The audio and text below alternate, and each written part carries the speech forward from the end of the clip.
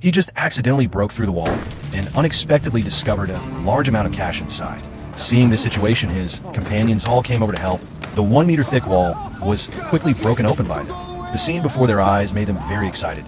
This wall of less than 10 square meters contained a full 100 million in cash. But before they could finish loading the money, one of the companions discovered a new surprise. It turned out that this wasn't the only wall hiding money. Almost all the walls on the second floor were like this. The money in these walls added up to about 1 billion, enough to make them forget all their troubles. But the robbers didn't seem happy because they only had 20 minutes to move the money. After 20 minutes, the drug lord who had gone out would return to the estate with his men. So with limited time, they ultimately only loaded one van full of cash, less than 1/3 of the total. As for the remaining money, since they couldn't take it, they poured gasoline on it and burned it all. What came next was the most troubling moment for them.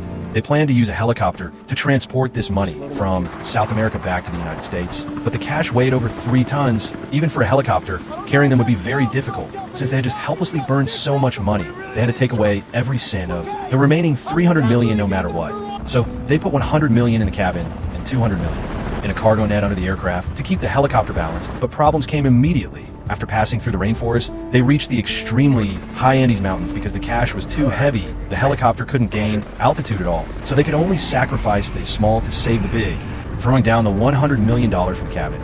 Only then could the helicopter barely rise to the height of the mountains. But just as they were about to cross the mountains, the helicopter malfunctioned due to overload operation. Then the helicopter lost power and descended rapidly. To survive, they could only throw down the remaining 200 million in cash as well, but it was already too late. The helicopter had completely lost control and couldn't fly normally. It was forced to land on a farm.